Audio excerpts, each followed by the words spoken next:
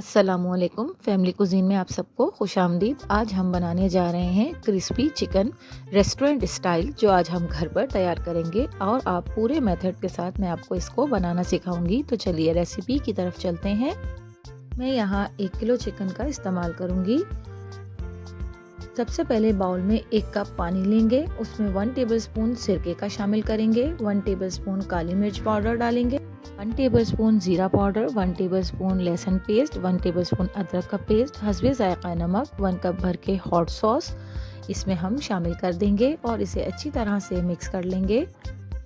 यहाँ मैं इनको तमाम चीज़ों को अच्छी तरह से आपस में मिक्स कर रही हूँ। अब मैं चिकन को ले लूँगी और इनमें कांटे की मदद से, फोक की मदद से मैं इसमें होल करूँगी ताकि इसमें अच्छी तरह से सारा मिक्सचर अंदर तक चला जाए। तो यहाँ मैं सारी की सारी चिकन्स पे इसी तरह से 1 बाय 1 होल कर लूँगी। यहाँ चिकन में डीप कट्स भी लगा सकते हैं, लेकिन उससे चिकन टूटने लग जाती है और हमारी क्रिस्पी चिकन अच्छी नहीं बनेगी। तो यहाँ इसलिए मैं इनमें होल कर रही हूँ, हम इसमें कट्स नहीं लगाएंगे। यहाँ मैंने तमाम चिकन्स को इसी तरह से फोक की मदद से होल कर लिए हैं। अब मैं इस तमाम चिकन को इस बैटर के अंदर जो हमने तैयार किया था डाल दूँगी और इसे 1 से 2 घंटे के लिए मैरिनेट करने के लिए रख दूँगी। आप इसे ओवरनाइट भी मैरिनेट कर सकते हैं, तो ये और भी अच्छी और जूसी बनेगी। अब मैं यहाँ 1 पाव दही ले रही हूँ और इसमें 1 टेबलस्पून इसमें पानी डालकर थोड़ा सा मैं इसे पतला करके बटर मिल्क बना लूँगी। अगर आपका दही गाढ़ा नहीं है तो आप इसमें पानी नहीं डालिएगा। अब हम यहाँ इसकी ड्राई कोटिंग तैयार कर लेंगे। मैं यहाँ 3 कप भरकर मैदे का इस्तेमाल करूँगी। 3 से 4 टेबलस्पून में इसमें कॉर्नफ्लोर पे डालूँगी। 1 टेबलस्पून में इसमें बेकिंग पाउडर का शामिल करूँगी। 1 टेबलस्पून में इसमें नमक डालूंगी। 1 टेबलस्पून में इसमें प्याज का पाउडर शामिल करूंगी। 1 टेबलस्पून इसमें लहसुन पाउडर डालूंगी। 1 टेबलस्पून काली मिर्च पाउडर, 1 टेबलस्पून लाल मिर्च पाउडर, 1 टेबलस्पून जिंजर पाउडर और 1 टेबलस्पून इसमें चिकन पाउडर का भी शामिल कर लेंगे और इसे अच्छी तरह से मिक्स कर लेंगे। तमाम मसालों को मैदे में बहुत अच्छे से मिक्स कर लेना है, कोई गुठली वगैरह इसमें रहनी नहीं चाहिए। 2 घंटे के बाद मैं चिकन को दही के पानी में शामिल कर दूंगी। तमाम दही को हम इस बटर मिल्क में शामिल कर देंगे और इसके बाद हम इसको ड्राई कोटिंग के अंदर 1 बाय 1 करके कोटेड करेंगे। तो यहाँ मैं तमाम चिकन्स के पीसेस को ड्राई कोटिंग कर रही हूँ। हमें इसे बहुत अच्छे से दबा दबा कर कोटिंग करना है, जैसे हम आटे को पकड़ के मुट्ठी में गूंथते हैं, इसी तरह से हमें इस पीस को आटे में दबाना है। हम इसको इस तरह से दबा दबा के बहुत अच्छे से आटे में कोटिंग करेंगे तो इस पर बहुत ही अच्छी सी क्रिस्पी लेयर्स आएंगी।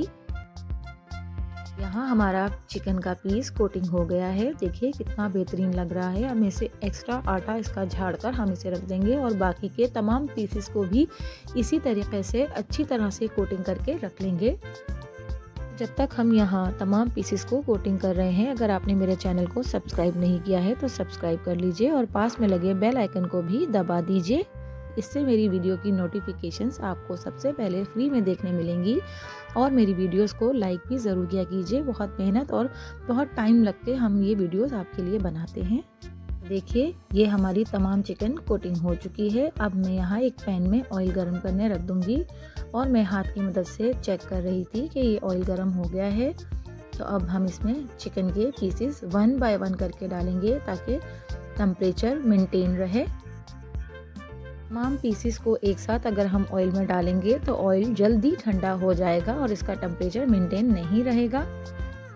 तो देखिए मैं यहाँ पर एक एक करके तमाम पीसेस को डाल दूंगी और 5 से 10 मिनट के बाद मैं एक पीस को पलटूंगी। हमने इसे फ़ौरन नहीं पलटना वरना इसकी कोटिंग निकल जाएगी। और इस बात का भी हमें ध्यान रखना है कि बहुत ज़्यादा तेज़ आंच पर हमें इसे फ्राई नहीं करना, वरना चिकन अंदर से कच्ची रह जाएगी और ऊपर से ये रेडी हो जाएगा। तो यहाँ मैं मीडियम फ्लेम पे इसे फ्राई कर रही हूँ।